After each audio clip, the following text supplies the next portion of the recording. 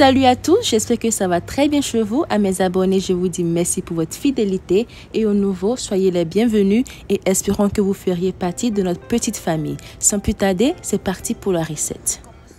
Pour commencer le processus pour notre akassa, on aura besoin de pâte de maïs fermentée.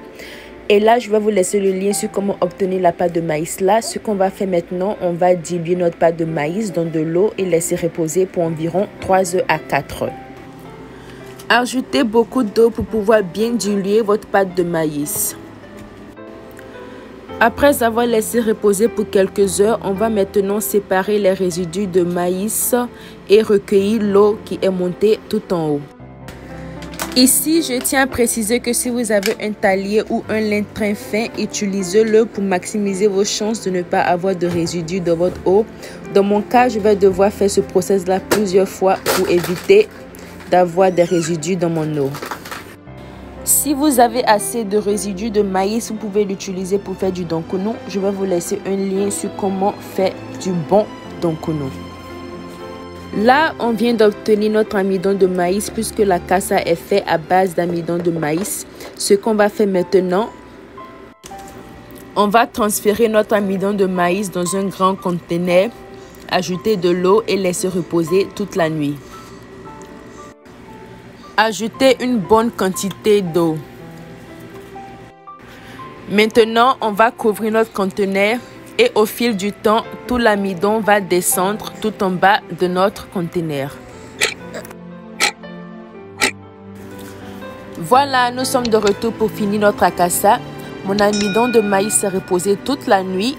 Je vais vous montrer ce qui s'est passé. Voici tout l'amidon qui s'est déposé juste en bas. Et ce qu'on va faire maintenant, on va verser l'eau et recueillir tout l'amidon.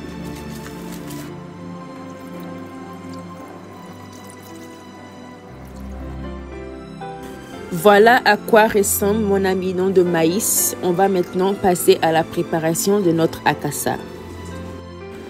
Ce qu'on va faire maintenant, en fonction de la quantité de notre amidon, on va ajouter de l'eau. Ici, j'ai ajouté environ une demi-tasse d'eau. Dans une casserole, je vais ajouter environ une tasse et demie d'eau et laisser bouillir. Je vais renverser mon amidon dans mon eau et remuer très souvent. Remuez toujours et à feu doux comme si vous faisiez du plakali. Ici, je tiens à préciser que puisque je n'avais plus d'amidon de maïs et que mon akassa n'avait pas la consistance lourde que je recherchais, j'ai dilué environ une demi-tasse de maïzena ou fécule de maïs dans de l'eau que j'ai ajouté à mon akassa et cela m'a donné la consistance désirée. Pour savoir si votre akassa est prêt, vérifiez que votre pâte se décolle de votre marmite. Ici, c'est le cas, donc mon akassa il est prêt.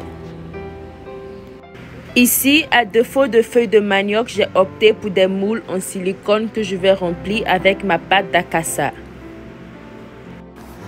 Après avoir rempli nos moules, on va laisser refroidir et passer à la présentation. Et voilà, nos akassas sont prêts. Vous pouvez l'accompagner avec une très bonne sauce à base de gombo. Je vais vous laisser un lien pour ça aussi. Si vous avez aimé cette recette, n'oubliez pas de vous abonner à ma chaîne. Et je vous dis bye bye et à très bientôt pour de nouvelles recettes. Bye!